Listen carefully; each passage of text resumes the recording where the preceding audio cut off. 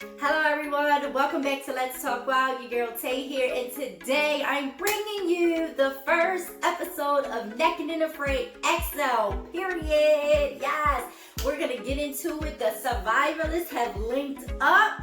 They have to spend 40 days and 40 nights in South Africa, okay? So let's jump right into it. Y'all already know everyone has a machete, and they also received a pot, and they bought, everyone bought several different survival items, their own survival items. They didn't really indulge in that, but we can clearly see who has what and stuff like that. So day one, the teams are, before they link up with that third person, they're out there looking for a place to camp and stuff like that.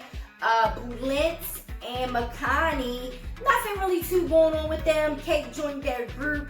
Bulent wasn't too excited about Kate joining the group. Night one, Bulent snoring like a freaking animal. Like, I really thought it was an animal on the TV screen. I thought it was an animal walking around their camp.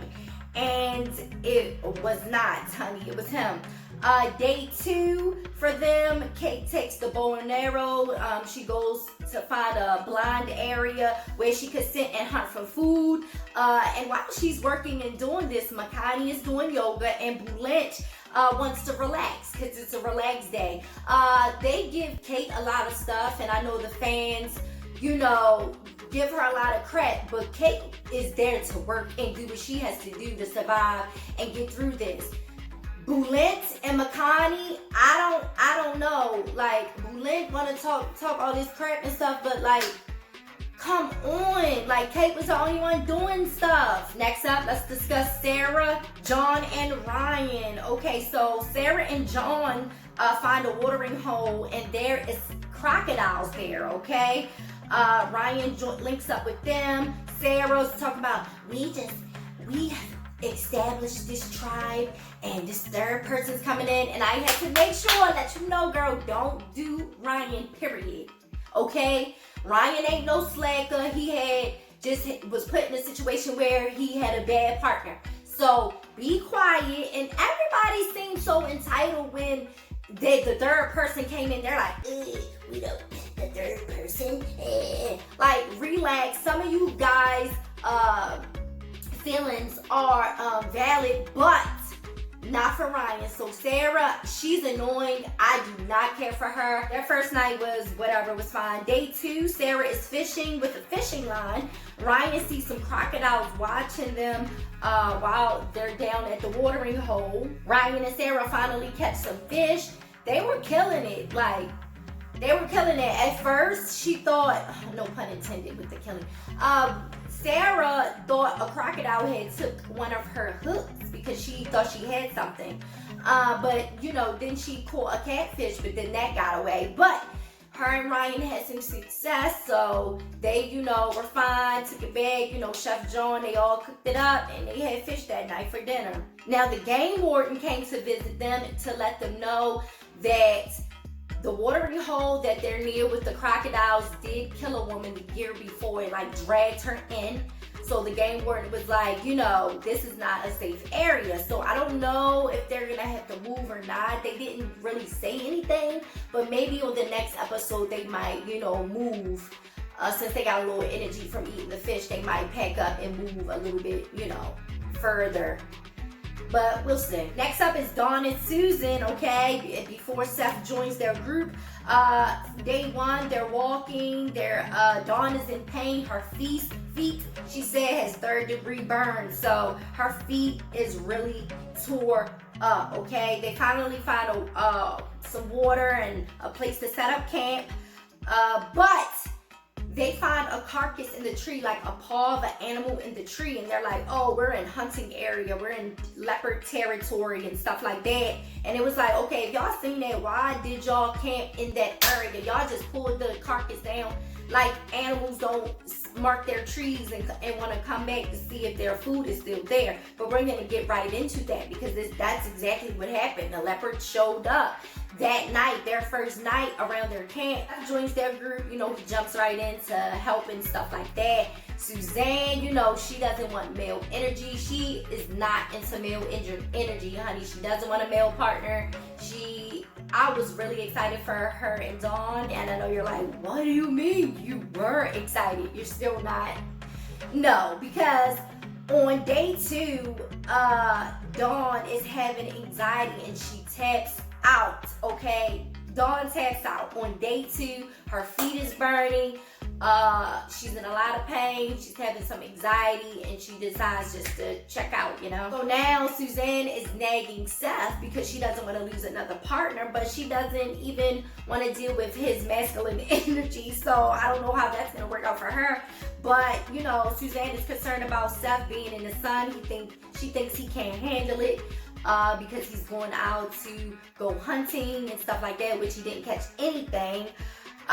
You know, so she's nagging him, and to be quite honest, if she keeps nagging him, he might leave. So I advise her to just relax a little because she's doing too much. Last group, honey, Wes, Gwen, and Joshua. Day 1, Wes and Gwen take some bark from a tree to make some shoes, and they use some grass for cording. They showed a shot of the flies on top of Wes's bald head. It looks so disgusting. They are in elephant territory, but they still set up camp. Wes and Gwen aren't happy about Joshua joining their tribe. He wants to make blankets with the duct tape, and Gwen wants him to focus on other things. So night 1, Joshua makes everyone duct tape cups. But they leak, and Gwen is like, they're leaking, and he's like, drink fast, you gotta drink fast. Like, that's not important right now, but I wanted Gwen to calm down, because it was just duct tape cups. Girl, just take the cup. If you don't want to use it, don't use it. She wants to drink from the pot, that's fine, who cares? Day 2, they decide to enforce their Boma because there was elephants walking through the area the previous night. Joshua is still making, you know, duct tape blankets and stuff like that because he says he's the only one that clearly needs one. But Gwen and Wes are over him. You know, Gwen asks Joshua to keep the fire going because it's burning. They're trying to boil the water. The water takes a long time to boil and cool down. So they are thirsty. Wes and Gwen go to look for a spring. They find one. They clear the mud from the area, and then they said they're going to come back to see if it fills up and how the water is. Joshua is thirsty and he wants water, and Wes is like, you know, it's not ready. He just put it down on the fire. Joshua doesn't care. He drinks it anyway, and Wes is annoyed. Okay? Day 3, Joshua said he can't stay awake. Wes and Gwen go check their spring. Gwen drinks some of the water. She said it tastes like tap water. So they head back to camp, and they see Joshua laying around camp. He says he's waiting for a bird. That's what he said. Okay, you've been waiting for a bird for 3 days. Okay, you haven't done anything. Gwen and Wes decide to banish him. First one banished, okay? Dawn, first one to tap out. Joshua, Mr. Duct Tape, first one banished. Joshua left his knife and his duct tape.